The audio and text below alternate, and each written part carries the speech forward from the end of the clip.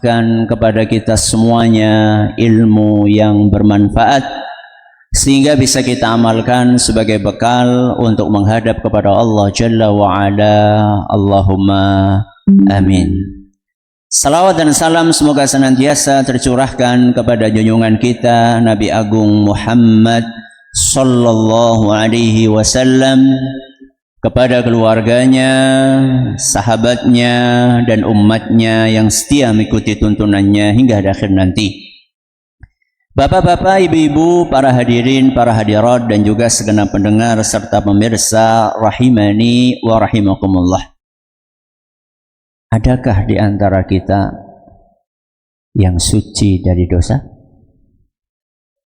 Angkat tangan. Ustadz tapi orang angkat tangan. Berarti sama saja, ustadz maupun santri, kiai maupun jamaah pengajian, laki-laki maupun perempuan, pejabat maupun rakyat, orang kaya maupun orang miskin, bos maupun karyawan, majikan maupun pembantu. Tidak ada yang suci dari dosa. Dari dosa yang kita sadari atau yang tidak kita sadari, dua-duanya.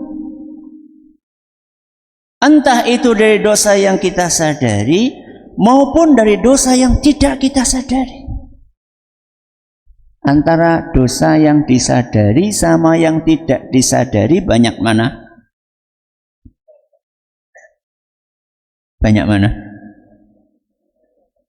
Yang disadari apa yang tidak disadari? Pernah nggak jenengan membuat daftar ya, kayak pas pilkades kan lo ya, nganggo sindik kan, Jirolu Padma gitu ya. Kita bagi antara dosa yang apa? Disadari dengan dosa yang tidak disadari. Ya ora bisa ora sadar. Kata para ulama kita, dosa yang tidak disadari itu bisa jadi lebih banyak daripada dosa yang disadari. Kenapa bisa demikian? Karena pengetahuan manusia itu terbatas. Ilmu tentang sesuatu yang bisa merusak keimanan kita, ilmu itu terbatas. Sehingga seringkali kita itu melakukan sesuatu yang itu merupakan perbuatan dosa dan kita tidak sadar bahwa itu adalah perbuatan apa? Dosa. Apalagi dosa-dosa yang nggak kelihatan. Napa contohnya? Dosa hati. Dosa hati. Apa dosa hati? Iri, dengki, sombong, medit, ya, pelit, apalagi suudzon. Ada sebagian orang ketika muda dia pelit, ketika tua super pelit. Berarti dia tidak merasa bahwa dia ini sedang terjangkiti apa? Dosa. Makanya Rasulullah Shallallahu Alaihi Wasallam mengajarkan kepada kita sebuah doa. Dari doa ini kita bisa memahami bahwa dosa itu ada yang disadari dan ada yang tidak disadari. Yaitu sebuah doa yang diajarkan oleh Nabi kita Muhammad Sallallahu Alaihi Wasallam dalam sebuah hadis yang diriwayatkan oleh Imam Al-Bukhari dalam kitab beliau Al-Adabul Mufrad, dan hadis ini dinilai sahih oleh Imam Ad-Diya Al-Maqdisi dan Syekh Al-Albani. Allahumma inni a'udzu bika an usyrika bika wa ana a'lam wa astaghfiruka lima la a'lam. Artinya, ya Allah, Sesungguhnya aku mohon perlindungan kepadamu dari dosa syirik yang aku sadari, dan aku mohon ampun kepadamu dari dosa-dosa yang tidak aku sadari. Berarti dosa itu ada yang disadari, ada yang tidak disadari. Apalagi di zaman ini, dosa mata, dosa telinga, dosa tangan, dosa hati gampang banget untuk dilakukan. Karena fasilitasnya ada di tangan kita masing-masing. Apa? No, gue sih. Jajal sing orang gawa HP angkat tangan. Wonten, masya Allah, minoritas. Loh Ustaz, emang HP itu sarana dosa? Ya, sarana dosa dan sarana pahala. Sama-sama. Cuman biasanya lebih banyak buat gue. Ya. Bukan hanya dosa mata. Ya. Dulu kalau mau nonton film, kudu mengendi? Lapangan. Iya, layar tancap. Mien. Ya. Nek sing duwe duit mengendi? Bioskop. Ya. Nek siki nang kamar. Ya. Nggak harus beli tiket, cukup ada kuota. Ya. Itu pun kadang-kadang dompleng wifi masjid. Bayangkan wifi masjid gue nonton gue, kebangetan banget mbok. Ya. Itu realita, itu kenyataan jemaah yang kami hormati. Dan bukan hanya dosa mata, termasuk dosa hati. Betapa banyak tontonan yang kita tonton itu mengakibatkan munculnya penyakit-penyakit hati, penyakit iri, penyakit kurang syukur. Kok penyakit iri Ustadz, penyakit kurang syukur? Jajal sih nonton film aja, jajal ding ya. Ngelihat artisnya ayu banget, terus bandingakan karo bojone.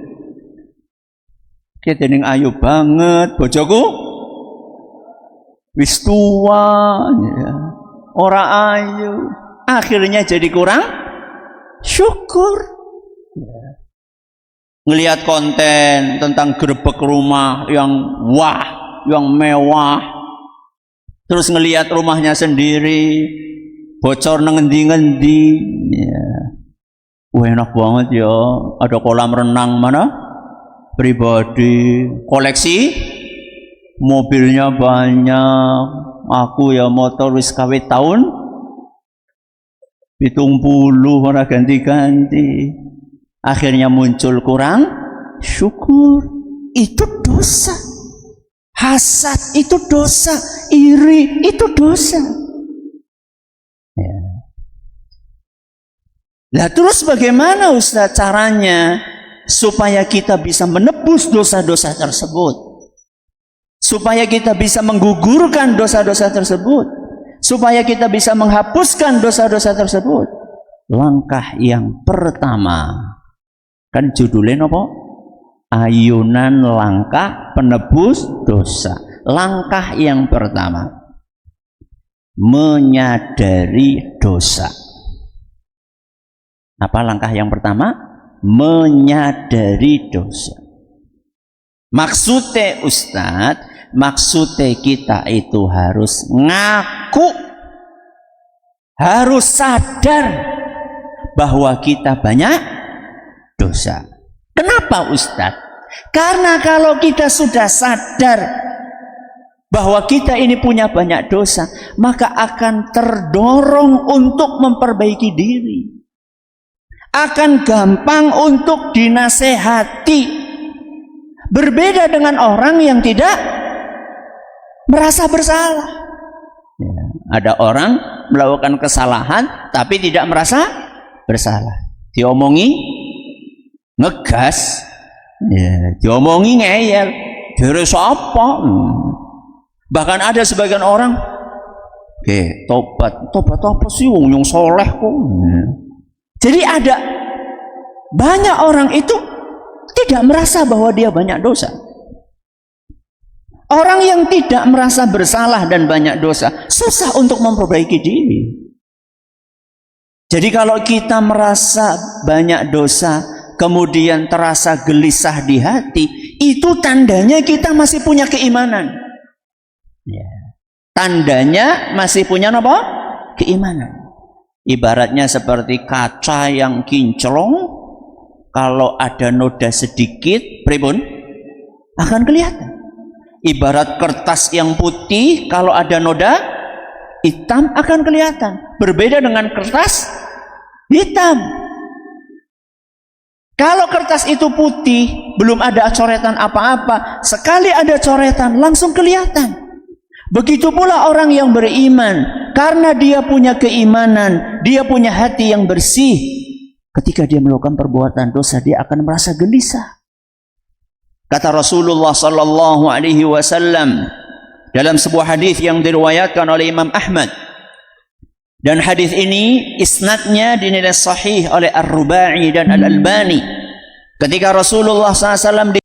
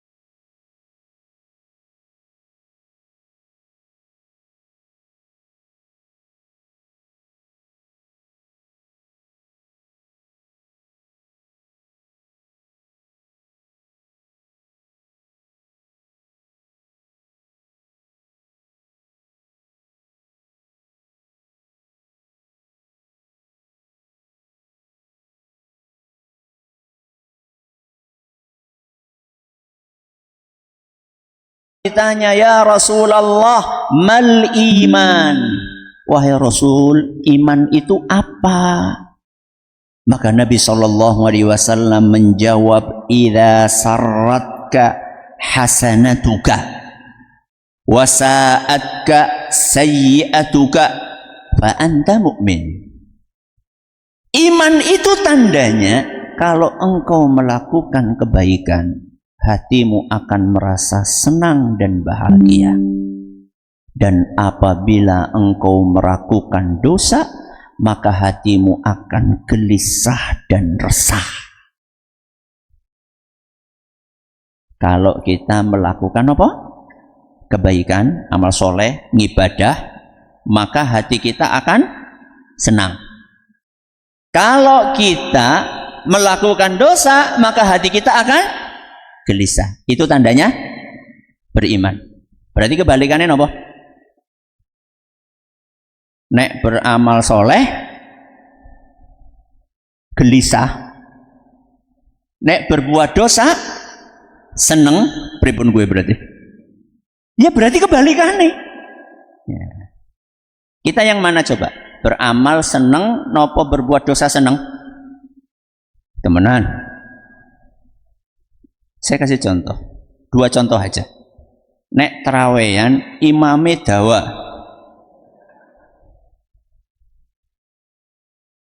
seneng napa mboten? Temen. Sing jujur ora jujur dosa kowe. Seneng tidak? Kurang seneng.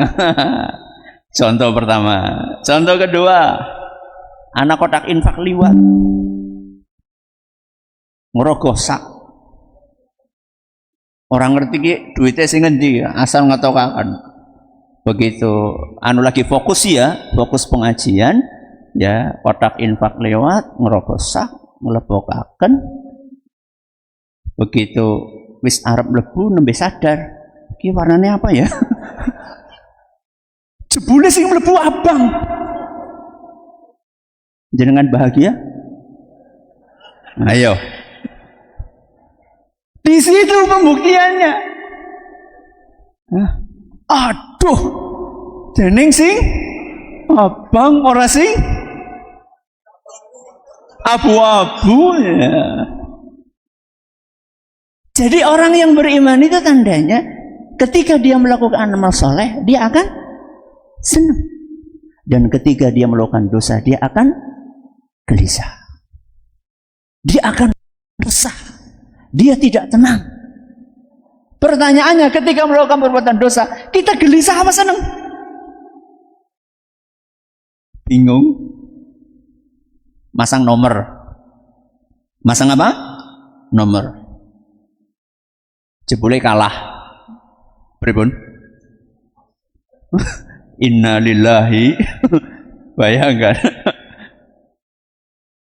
Ternyata besoknya masang lagi, menang. Pripun? Alhamdulillah. Berarti senang buatan? Gak benar seperti itu. Jadi ketika kita melakukan perbuatan dosa, tandanya kita beriman, kita merasa gelisah. Justru seandainya kita berbuat dosa kok tidak merasa gelisah, itu bahaya. Apa? Bahaya. Kok bisa Ustaz? Itu tandanya hati kita sudah hitam kelam. Saya ibaratkan tadi seperti apa? Kertas yang hitam. Ketika ada bintik hitam, nggak nopo? Nggak kelihatan. Itu tandanya hati kita itu sudah parah banget. Sebagaimana yang disampaikan oleh Nabi SAW dalam hadis yang diriwayatkan oleh Imam Muslim. Ketika beliau SAW menceritakan salah satu jenis hati manusia, wal akharu aswadu murbada kalkusi mujakhia. Ada hati manusia yang hitam legam seperti cangkir nek diwalik. Maksudnya cangkir diwalik pripun? Gelap. Tidak ada cahaya sedikit pun. Tidak ada sinar yang masuk ke dalamnya. Hati yang seperti itu, kata Nabi SAW, la ya'rifu ma'rufan wa la yungkiru munkarah. Hati yang seperti itu tidak tahu mana yang baik, tidak tahu mana yang buruk. Bahkan kadang-kadang yang baik dikira buruk, yang buruk dikira baik. Akhirnya bukan amar ma'ruf nahi mungkar, tapi amar mungkar nahi ma'ruf. Wonten? Wonten. Contoh nih, pengajian dibubarkan, dangdutan, gue masalah. Ya, hati-hati. Kata Nabi SAW, illa ma ushriba min hawahu. Yang dijadikan sebagai ukurannya adalah apakah enak sesuai nafsu atau tidak. Jadi nggak peduli aturan agama. Itu kalau hati sudah terlanjur menghitam, itu nggak peduli halal haram. Yang penting enak. Yang penting bisa memuaskan apa? Nafsu. Ya. Jadi langkah yang pertama apa? Menyadari dosa. Apakah cukup hanya sekedar menyadari dosa? Jawabannya tidak. Maka diperlukan langkah yang kedua. Apa langkah yang kedua? Berikhtiar menebus dosa. Apa yang kedua? Berikhtiar menebus dosa. Jadi sadar saja nggak cukup, tapi harus ada ikhtiar. Jadi jangan ora to priwe lah akeh dosane lah. Lah terus ya priyo maning. Wis tanggung, wis widak tau, wis dalam maning mati, wis sisan bae. Jangan. Jadi setelah kita menyadari dosa, harus ada langkah yang kedua. Apa? Berikhtiar menebus dosa. Sebagaimana yang diajarkan oleh Allah Azza wa Jalla di dalam Al-Quran. Surat Hud ayat 114. Surat apa? Hud ayat 114. Kata Allah Subhanahu wa taala, "Innal hasanati yudhibnas sayyi'at." Sesungguhnya kebaikan-kebaikan bisa menghapuskan keburukan-keburukan. Amal soleh, ibadah bisa menghapuskan dosa. Berarti langkah yang kedua, memperbanyak amal soleh. Supaya apa? Supaya amal soleh itu bisa menghapuskan dosa. Sebagaimana yang dipesankan oleh Nabi kita Muhammad sallallahu alaihi wasallam juga dalam sebuah hadis yang diriwayatkan oleh Imam Ahmad, dan kata Imam At-Tirmidzi hadis ini hasan sahih, wa atbi'is sayyi'atal hasanata tamhuha. Setelah melakukan dosa, segera lakukan amal soleh. Segera apa? Lakukan amal soleh. Kata sebagian ulama, ya, kalau nggak salah Syekhul Islam, beliau mengatakan, kalau baru melakukan dosa dengan tangan, segera lakukan amal soleh dengan tangan. Kalau habis melakukan dosa dengan mata, segera lakukan amal soleh dengan mata. Kalau habis melakukan dosa dengan telinga, segera lakukan amal soleh dengan telinga. Contoh, bareng ngeplak bojone, amal soleh napa mboten? Amal soleh napa mboten? Mboten, kesalahan itu. Maka segera lakukan amal soleh dengan tangan sing mau ngeplak. Pripun? Ngelus, tok, ngasih duit, nambah uang belanja, masya Allah, mijeti, mijeti, ngasih bonus uang, ya. Dengan tangan itu Tangan yang tadi digunakan untuk berbuat dosa, gunakan untuk beramal soleh. Mata baru nopo? Nonton sing ora bener, ya. Langsung gunakan mata itu untuk membaca Al-Quran. Dan Masya Allah, Bapak Ibu yang kami hormati, amal soleh yang Allah sediakan, banyak apa sedikit? Banyak banget. Semacam atau macam-macam? Macam-macam. Kenapa?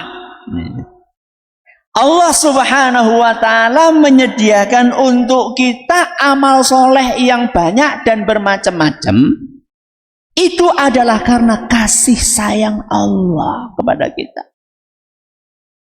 Sehingga tidak ada di antara kita yang beralasan, oh saya tidak bisa beramal soleh. Kenapa? Karena masing-masing dari kita dikasih kesempatan oleh Allah Subhanahu wa ta'ala untuk beramal sesuai dengan potensinya, sesuai dengan kecenderungannya, sesuai dengan kesempatan yang dimilikinya. Ada orang yang bisa beramal soleh dengan hartanya, ada orang yang bisa beramal soleh dengan lisannya, ada orang bisa beramal soleh dengan tangannya, ada orang bisa beramal soleh dengan hatinya. Gak ada alasan untuk tidak beramal soleh. Ada sebagian orang, Masya Allah, duit gak punya, duit gak punya, tapi dia punya apa? Lisan. Lisan bisa buat apa? Subhanallah, alhamdulillah, wa la ilaha illallah, Allahu akbar, la haula wa la quwata illa billah, astaghfirullah wa atubu ilaih. Lisannya bisa dia gunakan. Ada orang Masya Allah zikirnya jarang tapi duitnya akeh. Dia bisa beramal dengan uangnya.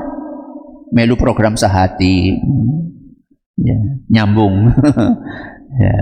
Ora ketang, ora ketang, 1000 perak mangpe, orang ana mangpe. Ora ketang 1000 perak, ya, dengan hartanya. Ada orang harta nggak punya, akan tetapi dia punya tenaga, maka dia bantu orang-orang yang kesusahan dengan tenaganya. Contoh, kerja bakti, ya, mulai anak kerja bakti melu, ya. Kalau nggak ada kerja bakti bagaimana Ustadz? Berangkat ke masjid Gasik, sampai di masjid nyapu, untuk nyolong kotak infak. Ketumben Gasik banget ya. Jebule ngesuke, gemboke rusak nih. Berangkat ke masjid Gasik untuk nyapu, ngepel, ngoseki kamar mandi. Ada orang fisiknya nggak kuat Ustaz, tapi dia punya hati yang lembut, hati yang ikhlas, hati yang sabar, hati yang mudah memaafkan. Itu amal soleh yang bisa menggugurkan dosa. Jadi amal soleh yang Allah sediakan untuk kita banyak atau sedikit? Banyak. Semacam atau bermacam-macam? Bermacam-macam. Kalau mau kita kelompokkan, ya, maka kira-kira amal soleh itu bisa dikelompokkan menjadi 4. Yang pertama amalan hati, yang kedua amalan lisan, yang ketiga amalan anggota badan, dan yang keempat amalan harta. Baleni jajal. 1 hati, 2 lisan, 3 anggota badan, 4 harta. Kira-kira jenengan sing endi? Kabehan Ustaz. Wah, jenengan ngeten Masya Allah. Orang nasi siji ya Ustaz, jenengan ngeten. Kita awali dari yang pertama. Amalan apa? Hati. Apa contohnya? Taubat, menyesali dosa. Itu amalan hati itu, menyesal. Itu amalan hati. Bisa menggugurkan dosa. Apalagi tadi? Ikhlas. Itu amalan hati. Hati apa lisan? Hati apa lisan? Jadi orang ngomong nyung ikhlas lu. Ikhlas gue itu nang lisan. Ikhlas itu ada di dalam hati. Apalagi? Tidak sombong alias du rendah hati. Apalagi? Kenapa? Husnudzon. Kenapa husnudzon? Berprasangka baik. Ya, lagi ngaji, kancane pinggire ngantuk, deklak, dekluk, pripun? Melu. Husnudzone pripun? Kecapean tahajud. Nah, iku gue ngantuk terus bae ngantuk kayak bukan. Nah. Jadi jangan suudzon kayak mau bengi apa? Nonton bal-balan kayak mulanya jadi ngantuk ya. Husnudzon itu amalan hati. Sabar, syukur, itu semuanya adalah amalan hati yang bisa menggugurkan dosa. Yang kedua apa? Amalan lisan. Apa contohnya? Zikir, subhanallah, alhamdulillah, la ilaha illallah, Allahu akbar, la haula wa la quwwata illa billah, astaghfirullahal azim, alladzi la ilaha illa huwal hayyul qayyum wa atubu ilaih. Zikir pagi, zikir petang. Apalagi selain zikir? Baca Al-Quran. Ya, baca Al-Quran. Ya. Perbanyak membaca Al-Quran, itu termasuk amal soleh lisan yang bisa menghapuskan dosa. Contohnya lagi, sholawat. Ya, kemarin kita baru belajar di pengajian Adabul Mufrad. Satu sholawat berapa pahala? 10. Diangkat derajat 10. Dihapuskan dosa 10. Dahsyat. Cuma satu loh. Allahumma sholli ala Muhammad. Itu sing paling pendek. Pinten detik? Allahumma sholli ala Muhammad. Pinten detik? 4 atau 3 detik. Kalau 100 berarti berapa jam? Berapa menit? Hanya sekian menit kita membaca salawat 100 kali, kita akan mendapatkan pahala 100. Kita akan mendapatkan pahala 1000. Akan diangkat derajatnya 1000 tingkat dan akan dihapuskan dosanya 1000 dosa. Itu amalan apa? Lisan. Apalagi? Ceramah ya, mudah-mudahan lah ya. Berarti usaha TikTok nah kayak gue ya. Ya enggak, jenengan juga bisa beramal dengan lisan, menasehati. Menasehati siapa? Anak dan istri. Contohnya Ustadz, wisubuh, tangi. Itu amalan apa? Lisan apa? Sikil. Ada sebagian orang tuh gugah anaknya nganggo apa? Sikil. Wonten apa mboten? Anu pemain bola sih ya. Bayangkan. Anaknya jadi bal ya. Nauzubillah min. Itu amalan lisan. Ya. Jenengan ngingatkan istri, "Loh, Bu. Jeneng ora kudungan. Wanu ukur nang ngarep iki, Pak, nang ngarep kan akeh wong, Bu. Wis tuwa iki."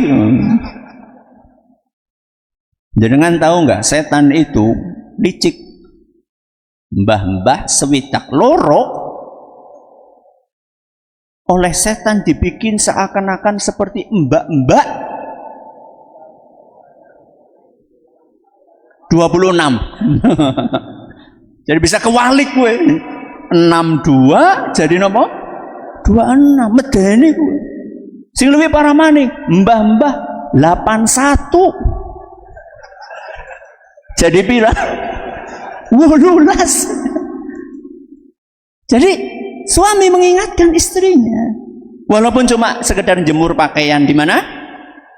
Di depan, nyapu di depan, tapi kan kelihatan sama orang. Loh Bu, jeneng kurdas terang, ya sowek maningnya. Ayo Bu, jilbaban. Itu termasuk amal lisan. Ini yang keberapa ini? Yang kedua. Yang ketiga apa? Amal anggota badan. Apa contohnya? Sholat. Sholat. Ketika kita mengangkat tangan kita, itu termasuk apa? Amalan anggota badan. Tangan anggota badan bukan? Anggota badan. Ketika kita letakkan tangan kita kayak gini, ini amalan anggota badan atau bukan? Anggota badan. Ketika jenengan ruku, anggota badan? Anggota badan. Ya. Selain itu wudu juga sama. Ya, makanya Rasulullah SAW menjelaskan bahwa ketika kita berwudu, maka dosa-dosa yang dilakukan oleh anggota wudu tersebut akan berguguran bersamaan dengan menetesnya air dari anggota tubuh tersebut. Jadi ketika jenengan membasuh apa? Muka, ya, berarti ada berapa anggota organ tubuh yang di muka kita? Banyak. Apa? Mata, mulut, hidung, ya, kumur-kumur, ya, gigi, bernyokot siapa? Ya. Jadi ketika kita pure, ya, kita basuh muka kita, air itu kan akan menetes. Maka dosa-dosa yang dilakukan oleh mata, dosa-dosa yang dilakukan oleh mulut, dosa-dosa yang dilakukan oleh telinga, ketika kita usap telinga kita, maka akan berguguran bersamaan dengan jatuhnya dan menetesnya air tersebut.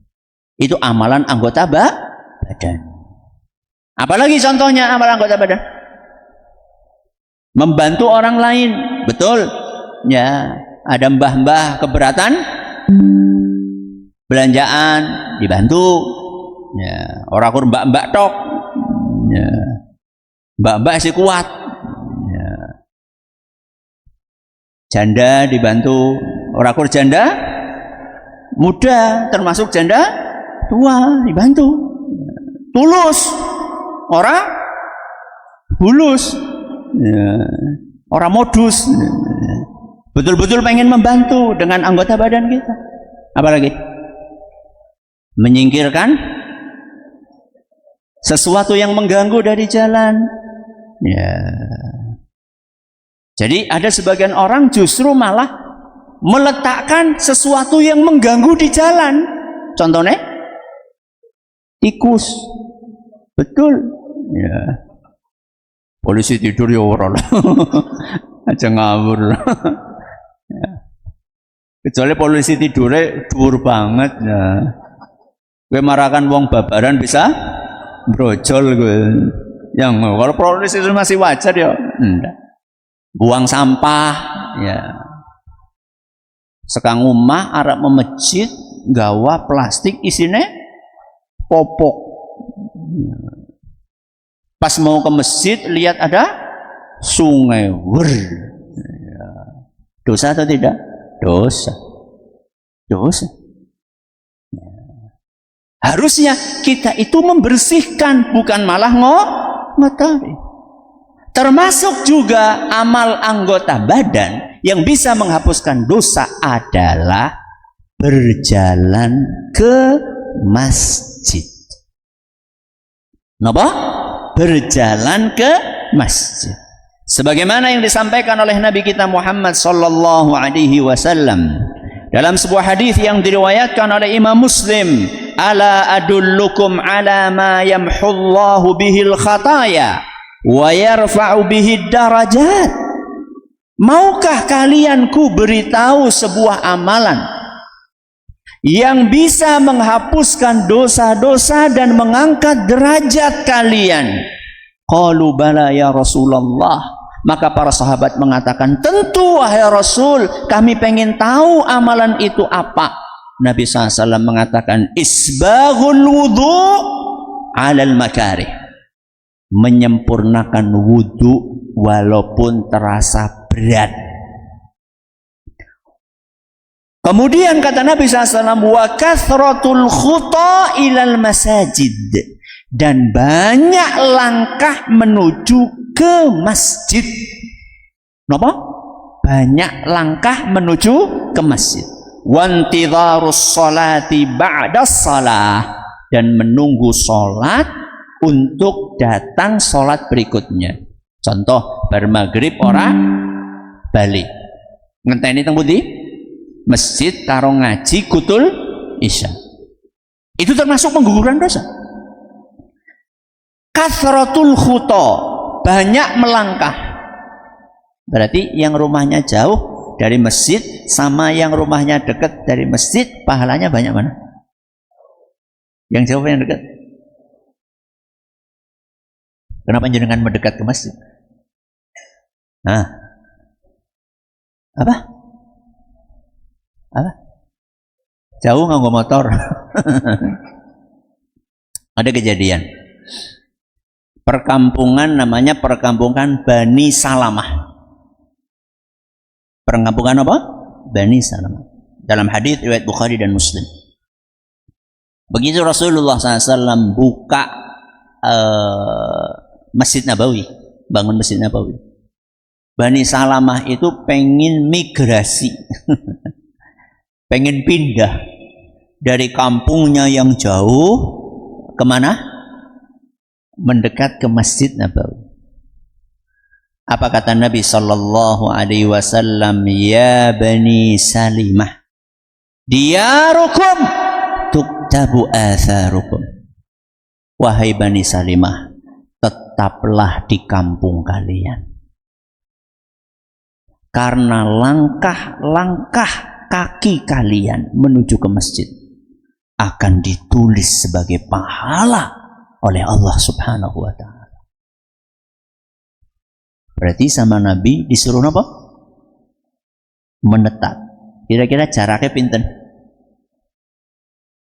Kira-kira nyejal. Tebakan. Berapa? 1 kilo. Maning tambahi, kayak obral bae. Nah, berapa? 10 kakeon. Berapa? Bagus. 4 sampai 5 kilo. Berarti meriki pundi? Alun-alun. Meriki alun-alun. 4 kilo nggih, 5 kilo. Itu jaraknya. Jadi perkampungan Bani Salamah mau pindah sama Nabi? Enggak, jangan. Karena semakin kalian berjalan jauh, maka akan semakin banyak pahala yang kalian dapatkan, dan semakin banyak dosa yang akan dihapuskan sama Allah. Ya wis lah, nyong pindah bae sing atoh. Wis kadung ya apa-apa. Tapi sebenarnya begini ya, mendingan mana coba? Atoh sering telat. Apa perak orang mangkat? Wis perak orang mangkat yo. Banget teman. Ya ada, oh ya. Mbok ora teka sih. Mudah-mudahan datang Ustaz ben krungu. Ya. Mendingan mana coba? Jauh tapi sering telat, dekat nggak pernah telat. Jauh nggak pernah telat. Masya Allah. Itu ngelihat kepada apa? Kondisi masing-masing. Ngelihat kondisi masing-masing. Jadi ada sebagian orang, walaupun rumahnya jauh, dia bisa tepat waktu. Bahkan kadang-kadang lebih gasik daripada yang dekat. Ini sebaiknya jauh aja. Ya, ada sebagian orang kalau jauh dia sering telat, maka lebih baik dekat. Kenapa? Karena mengejar ketepatan waktu berjamaah itu lebih penting daripada mengejar apa? Langkah yang banyak. Jadi kita membidik, ya, mengejar pahala ketepatan sholat berjamaah, ketepatan waktu sholat berjamaah itu lebih diprioritaskan daripada mengejar apa? Langkah yang banyak. Dah, yang keempat terakhir apa? Amalan harta. Contohnya amalan harta, infak, sehati mana? Apalagi zakat itu yang wajib. Terus haji ya bagi yang mampu, dahsyat ini. Umroh ya bagi yang mampu juga. Ini luar biasa. Jadi orang-orang yang diberi keluangan rizki oleh Allah Subhanahu wa ta'ala, dia bisa melakukan sesuatu yang tidak bisa dilakukan oleh orang yang tidak diberi keluangan rizki. Makanya orang-orang miskin itu pernah mengeluh kepada Nabi SAW. Zahaba ahlud dusuri bil ujur. Kira-kira apa keluhan orang-orang miskin? Wahai Rasul, kami kalah pahala dari orang kaya. Kayak keluhan orang miskin di zaman ini, nggih? Nggih napa mboten? Nggih, Masya Allah. Luar biasa nih orang miskin di zaman ini ya. Kalau sekarang biasanya orang miskin apa keluhannya? Apa-apa larang. Ya, beras larang, minyak larang, enduk gratis. Sing mangkat kasik ya. Tapi orang miskin di zaman Nabi SAW levelnya beda. Yang mereka keluhkan adalah kami kalah pahala. Kok bisa? Kata orang-orang miskin, yusalluna kama nusalli wa yasumuna kama nasum wa yatasaddaquna bifuduli amwalihim. Wahai Rasul, kami sholat, mereka sholat. Satu, sama. Kami puasa, mereka puasa. Dua, sama. Mereka bersedekah dengan harta mereka dan kami tidak bisa. Pinten? 3-2. Kalah. Maka kemudian Rasulullah SAW mengajarkan kepada mereka, wahai para sahabatku, maukah kalian kutunjukkan sebuah amalan yang kalian bisa mengejar ketertinggalan tersebut, bisa nututi wong sugih? Oh, apa wahai Rasul? Bacalah setiap habis sholat Subhanallah 33, Alhamdulillah 33, Allahu Akbar 33, kemudian tutup dengan La ilaha illallah wahdahu la syarikalah lahul mulku wa lahul hamdu wa huwa ala kulli syai'in qadir. Mereka pulang dari rumah Nabi SAW dalam suasana hati yang bahagia, wajah yang berbinar-binar. Kenang apa? Olindo gratisan. Karena mereka bisa mengejar orang kaya. Maka besoknya habis sholat, apa yang terjadi? Orang kaya ngoping. Orang kaya ngoping. Ya malah nanya apa ya? Dan mereka ikut mengamalkan hal yang serupa. Waduh, kepriwe iki. Akhirnya orang miskin datang lagi kemana? Ke rumah Rasul. Wahai Rasul, amalan yang engkau ajarkan kemarin ternyata diamalkan juga oleh orang-orang kaya. Apa kata Rasul? Apakah Nabi SAW akan memberikan amalan yang lain? Apa kata Nabi? Dzalika fadlullahi yu'tihi man yasha. Itulah karunia yang Allah berikan kepada hamba yang dikehendakinya. Artinya kalian itu memang nggak punya potensi itu. Sehingga orang-orang yang kaya, jenengan nggak boleh kalah pahalanya daripada orang yang miskin. Dengan kekayaan jenengan bisa melakukan amal-amal yang tidak bisa dilakukan oleh orang miskin. Contohnya haji tadi. Coba jenengan bayangkan janji dari Nabi SAW dalam hadis riwayat Bukhari. Man hajja lillahi falam yarfuth walam yafsuq raja'a kayaumi waladatu Orang yang berangkat haji, kemudian ketika berhaji itu dia tidak mengotori hajinya dengan hal-hal yang sifatnya mesum atau perbuatan-perbuatan dosa, maka dia akan pulang seperti saat dia dikeluarkan dari rahim ibunya. Napa? Bersih. Pengen Ustaz nabung. Ya udah Ustaz, haji belum mampu Ustaz. Ngantrine 30 tahun. Ya wis, umroh disit. Apakah bisa juga Ustaz? Bisa. Untuk menghapuskan dosa. Kata Rasul sallallahu alaihi wasallam dalam hadis yang diriwayatkan oleh Imam Ahmad dan kata Imam At-Tirmidzi, hadis ini hasan sahih gharib. Kata Nabi SAW, tabi'u bainal haji wal umrah. Rutinlah untuk menjalankan haji dan umrah. Rutin, sepisan beurung. Optimis. Jangan apa? Pesimis. Optimis. Ya, tidak ada yang mustahil bagi Allah. Kenapa? Fa innahuma yanfiyanil faqra wal dhunub kama yanfil kiru khabathal hadidi wal dhahabi wal fiddah.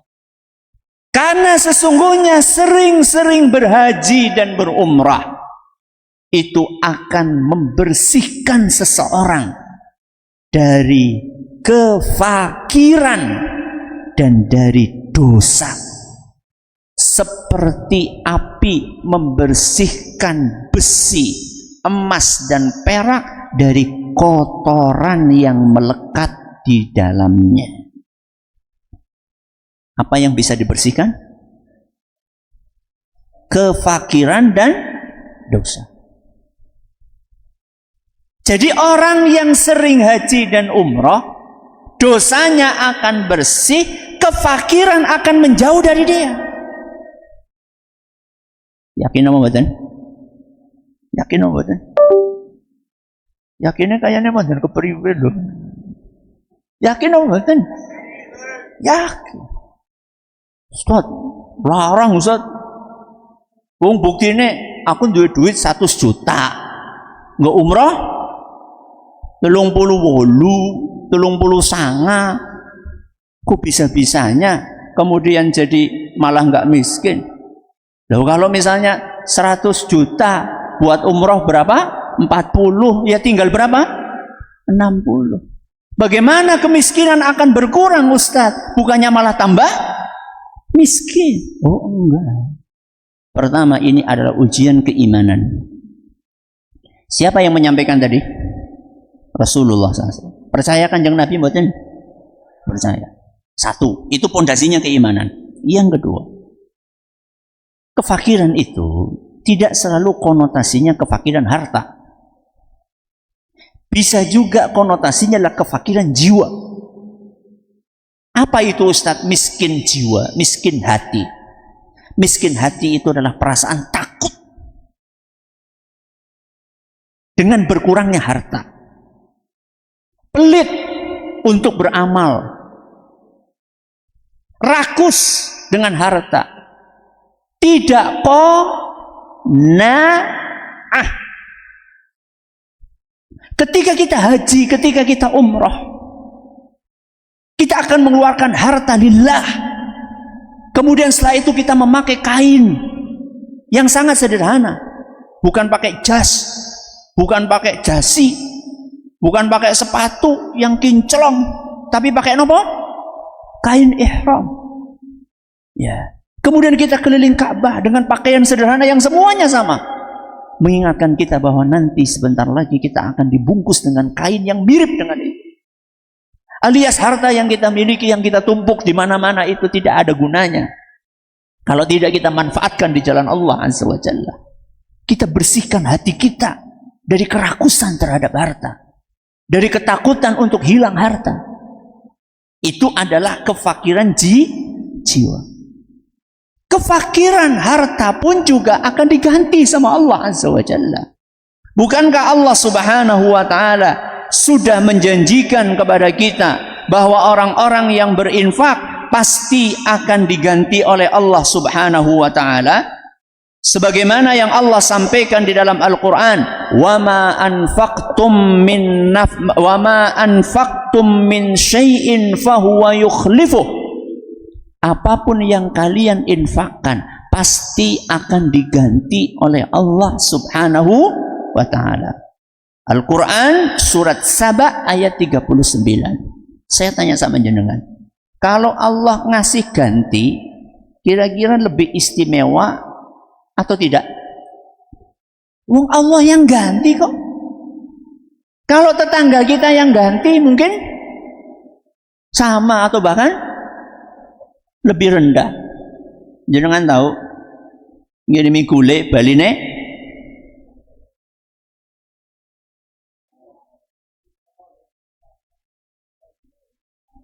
kenting. Ngerti kenting? Kentang cilik. Pernah? Pribil? Astagfirullah. Kentang pribil. Ya aja pribil lah ya. Ora kepenak lah kerungune. Pernah jenengan ngirimi gule baline apa? Kentang kecil-kecil. Itulah balasan manusia. Kalau Allah membalas, itu pasti lebih istimewa. Ustaz, buktinya begitu pulang umrohnya ora jadi sugih banget. Ya. Keberkahan jamaah yang kami hormati. Keberkahan. Harta yang kemarin 100.000 kurang, sekarang 100.000 cukup. Kenapa cukup Ustaz? Karena diberkahi sama Allah Subhanahu wa Ta'ala. Ketika Allah sudah memberkahi sesuatu, maka yang sedikit itu akan cukup. Kebalikannya, sesuatu yang tidak diberkahi oleh Allah, sebanyak apapun akan terasa kurang. Yakin apa betul? Yakin. Terakhir, tadi Nabi SAW mengumpamakan haji dan umrah seperti apa? Seperti api. Api yang dinyalakan oleh pandai besi. Apakah haji dan umrah mirip kayak apinya pandai besi? Nah, itu pertanyaannya. Karena Nabi SAW kan mengumpamakan ya haji dan umrah seperti api yang disebul, yang dinyalakan oleh pandai besi. Apakah ada kemiripannya? Jawabannya iya. Kemiripannya dari satu, prosesnya. Dua, fungsinya. Tiga, hasilnya. Empat, syaratnya. Kali ini jajal. Kemiripan antara haji dan umroh dengan api yang dinyalakan oleh pandai besi. Satu, prosesnya. Dua, fungsinya. Tiga, hasilnya. Empat, syaratnya. Yang pertama, prosesnya. Apa Ustadz kemiripannya? Sama-sama memerlukan usaha. Ya. Pandai besi nyalakan api butuh usaha, mboten? Usaha. Terus menerus menyalakan pompa. Berat ini pekerjaan. Umrah dan haji berat nama mboten? Berat. Berat duitnya apa? Berat tenagane. Kabehan. Berat duitnya harus keluar duit banyak. Berat tenagane harus jalan jauh. berat mentale, ketemu orang banyak, desak-desakan, kadang-kadang ada umpatan, kadang-kadang ada harus ngantri lama, sama-sama berat. Prosesnya sama-sama apa? Berat. Yang kedua apanya tadi? Fungsinya. Apa fungsinya Ustadz? Sama-sama membersihkan kotoran. Api yang dinyalakan oleh pandai besi akan membersihkan besi, emas dan perak dari kotoran, dari karat, dari hal-hal yang bisa merusak kemurnian logam-logam tersebut. Begitu pula haji dan umrah, sama-sama membersihkan seseorang dari dua hal. Apa tadi? Dosa dan kefakiran. Yang ketiga persamaannya hasilnya. Logam yang dipanaskan, maka hasilnya akan murni. Hasilnya akan murni. Kenapa? Karena kotoran-kotorannya akan terbuang. Dan orang yang berhaji dan berumrah, ketika pulang, dia akan menjadi sosok yang bersih dari dosa. Makanya orang yang pulang haji, orang pulang umroh biasanya gole ngaji, gole sholat, gole ngibadah, tambah mempeng. Tanggaku ora, ya gue pengecualian. Tapi rata-rata pada semangat. Kenapa? Karena dia habis dipanaskan, habis dibersihkan di madrasah, namanya madrasah haji dan umrah. Dan yang keempat, apanya tadi? Syaratnya. Apa Ustadz syaratnya? Harus punya ilmu dan harus ikhlas. Pandai besi butuh ilmu, betul? Butuh. Kapan nyebul, ya, kapan memasukkan besi itu, kapan harus ditempa, ya, kalau salah ya rusak, ya, kalau salah rusak. Haji dan umroh prosesnya butuh ilmu, nggak sembarangan. Makanya harus dibimbing oleh orang-orang yang berkompeten. Jadi jangan jenengan sudah keluar duit banyak, modalnya cuma modal duit tok, nggak belajar bagaimana cara beribadah yang baik, bagaimana menjalankan umrah yang baik, bagaimana menjalankan haji yang baik, tidak dipelajari itu semua, ruginya dengan. Ya. Dan butuh keikhlasan. Jangan sampai haji umrah kerjane selfie. Ya. Dan biasanya kalau orang mau selfie kayak gitu, biasanya itu ngerusak proses dalam ibadah. Contoh misalnya ya, berdoa itu bagusnya menghadap kiblat atau membelakangi kiblat? Menghadap kiblat. Tapi biar kelihatan lagi doa di hadapan kiblat pripun? Nah gue ya, demi mendapatkan angle yang bagus dalam foto, ya, dia membelakangi apa? Kiblat. Terus nyukut banyu di ben keton kaya lagi apa? Nangis. Jangan. Eman.